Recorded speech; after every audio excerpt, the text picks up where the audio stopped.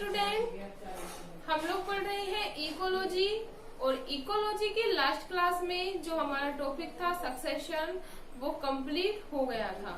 ठीक है, सक्सेशन हम लोगों ने पढ़ लिया था कि क्या सक्सेशन होता है, किस प्रकार से इसकी प्रोसेस होती है, क्या उसके लॉ है और क्या उसके मॉडल्स है। ठीक है, आज जो हमारा टॉपिक है वो नया टॉपिक है, वो है हैबिटेट इकोलॉजी। टॉपिक है अपना हैबिटेट इकोलॉजी। हैबिटेट इकोलॉजी, और जिसमें भी हम मेनली पढ़ेंगे वो पढ़ेंगे एक्वेटिक हैबिटेट के बारे में। तो अपना जो मेन टॉपिक होगा वो कौन सा होगा? Aquatic habitat. हिंदी में बोलते हैं आवासीय पारिस्थितिकी, और जिसमें भी हम कौन सा आवास पढ़ेंगे? मेनली जलीय आवास के बारे में। फर्स्टली हम लोग इंट्रोडक्शन देख लेते हैं। What is habitat ecology? जैसा कि नाम है, हैबिटेट का मतलब क्या होता है? हैबिटेट हम किसी भी जीव के आवास के संदर्भ में लेते हैं। मतलब वह किस स्थान पर रह रहा है या वह किस स्थान पर निवास कर रहा है, यह उसका क्या कहलाएगा? हैबिटेट। मतलब कोई भी जीव एक इकोसिस्टम में जिस स्थान पर रहता है वह उसका क्या कहलाता है? आवास। इतना क्लियर है? जो आवास होता है, अलग अलग प्रकार के जो जीव होते हैं वो अलग अलग प्रकार के आवास में रहते हैं। आवास के आधार पर जीवों को मुख्य रूप से दो भागों में बांटा गया है। यहाँ हम लोग बोल सकते हैं मुख्य रूप से जीवों का जो आवास होता है वो कितने प्रकार का होता है? दो प्रकार का। फर्स्ट जो होता है वो होता है एक्वेटिक हैबिटेट, एंड जो अदर होता है वो होता है टेरेस्ट्रियल हैबिटेट। मतलब फर्स्ट जो होता है वो जलीय आवास, और सेकंड क्या होता है? स्थलीय आवास। और जलीय और जो स्थलीय आवास है वो भी भिन्न भिन्न प्रकार के होते हैं। मतलब स्वच्छ जलीय, लवणीय जलीय, बहता हुआ जल, कुछ जीव बहते हुए जल में पाए जाते हैं या रनिंग वाटर में, या फिर कुछ रुके हुए जल में पाए जाते हैं। तो जलीय आवास भी अनेक प्रकार के होते हैं। इसी प्रकार जो स्थलीय आवास होता है वो भी अनेक प्रकार का होता है। तो हम चार्ट के द्वारा एक्सप्लेन करेंगे कि जलीय आवास को कितने भागों में बांटा गया है और स्थलीय आवास को कितने भागों में डिवाइड किया गया है। तो हम लोग देख सकते हैं जो जैवमंडल पर उपलब्ध जो आवास है इसको कितने पार्ट्स में डिवाइड किया गया है? 2 पार्ट्स में, जलीय आवास और स्थलीय आवास में। जलीय आवास जो होता है उसे वापस से 3 पार्ट्स में डिवाइड किया गया है। कौन कौन सा? फर्स्ट है स्वच्छ जलीय आवास, सेकंड है लवणीय जलीय आवास, और थर्ड जो है अपना वो है वेला संगमी आवास या वेला संगामी आवास। इतना क्लियर है? अब जो स्वच्छ जलीय आवास है उसे भी वापस से 2 पार्ट्स में डिवाइड किया गया है। एक होता है लोटिक और सेकंड जो होता है लैंटिक आवास। इसी प्रकार जो स्थलीय आवास होता है उसे भी विभिन्न भागों में बांटा गया है। मुख्य रूप से जो स्थलीय आवास होता है वो 3 टाइप्स का होता है। कौन कौन सा?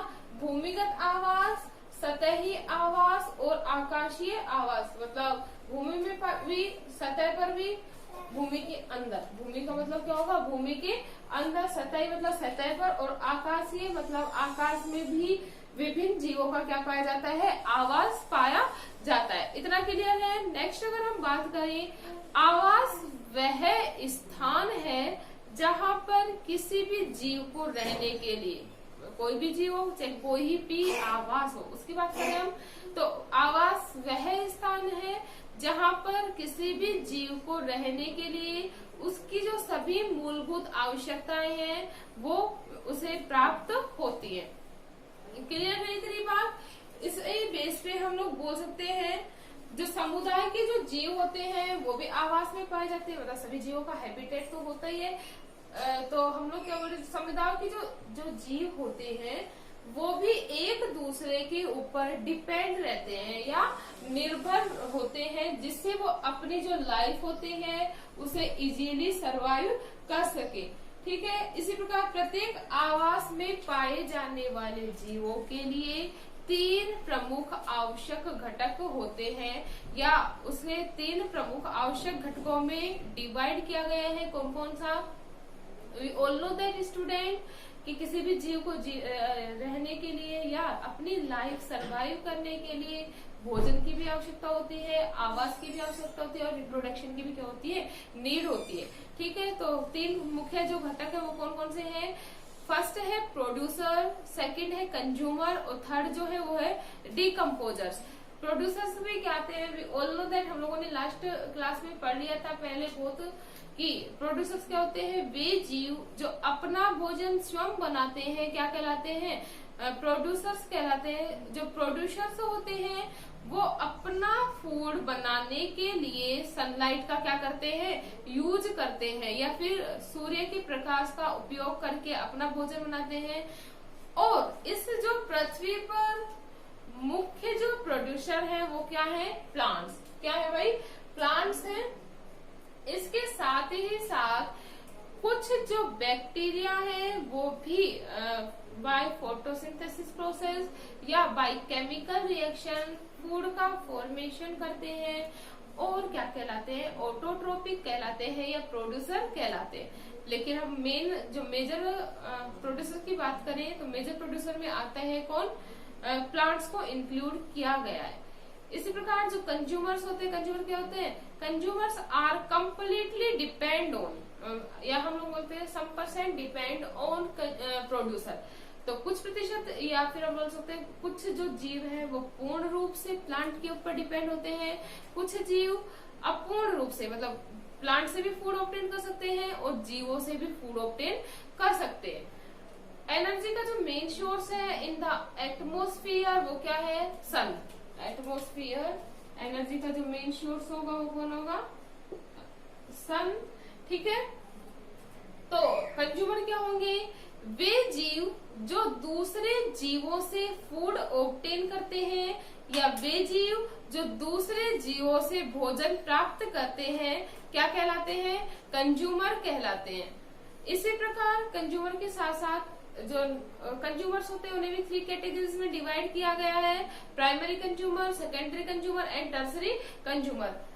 ठीक है, ये हम लोगों ने पढ़ लिया था। अब नेक्स्ट है डिकम्पोजर्स। थर्ड मुख्य जो घटक है वो कौन है? डिकम्पोजर्स। ये बहुत ही छोटे जीव होते हैं जो डेड ऑर्गेनिक मैटर को मतलब जो मरे हुए या सड़े गले कार्बनिक पदार्थ हैं उनको नष्ट करने का कार्य करते हैं और प्रकृति में सफाई करने का कार्य करते हैं। ये जो तीनों ही घटक हैं वो इकोसिस्टम के लिए मेन इम्पोर्टेंट कंपोनेंट्स हैं। तीनों का ही इकोसिस्टम में जीवों के लिए या इकोसिस्टम में रहने के लिए या हम बोल सकते हैं इकोसिस्टम को संतुलित बनाए रखने के लिए बहुत ही जरूरी है तीनों की उपस्थिति। इतना क्लियर है?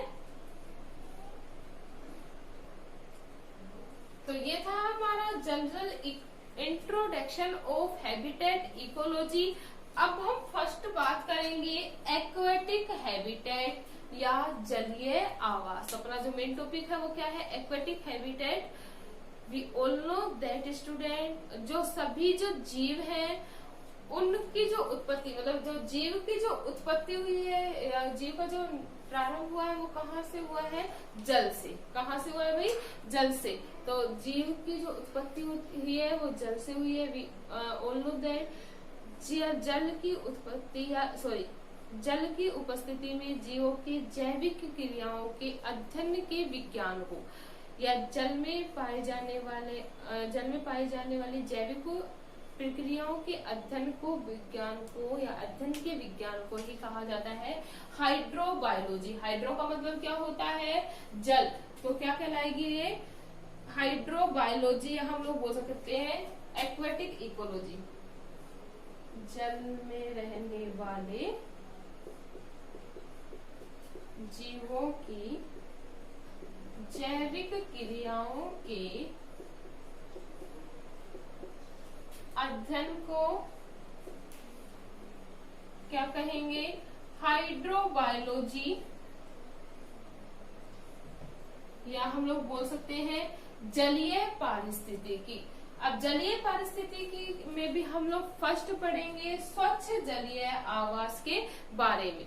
तो फर्स्टली हम लोग जान लेते हैं कि what is the major difference between स्वच्छ जलीय या फिर हम लोग बोल सकते हैं नॉर्मल वाटर या fresh water and marine water, मतलब डिफरेंस पढ़ेंगे फ्रेश वाटर और मैराइन वाटर के बीच में कि क्या किस किन रूपों से जो मैराइन वाटर होता है वो स्वच्छ जल से क्या होता है भिन्न। We all know that student 70% on the earth क्या पाया जाता है, वाटर पाया जाता है, ठीक है। तो स्वच्छ जल का और लवणीय जल का जो मुख्य अंतर है वो यह है कि स्वच्छ जल में जो लवणों की जो सांद्रता होती है या जो साल्ट की जो कंसंट्रेशन होती है वो बहुत ही कम पाई जाती है, जबकि जो लवणीय आवास है उसमें लवणों की सांद्रता बहुत अधिक होती है। नेक्स्ट, स्वच्छ जल की तुलना में जो लवणीय जल होता है उसकी जो जलवायु होती है और उसका जो मौसम होता है अधिक स्तर होता है, जबकि जो स्वच्छ जल का स्तर होता है जलवायु का मौसम का वो चेंजेबल होता है या बदलता रहता है।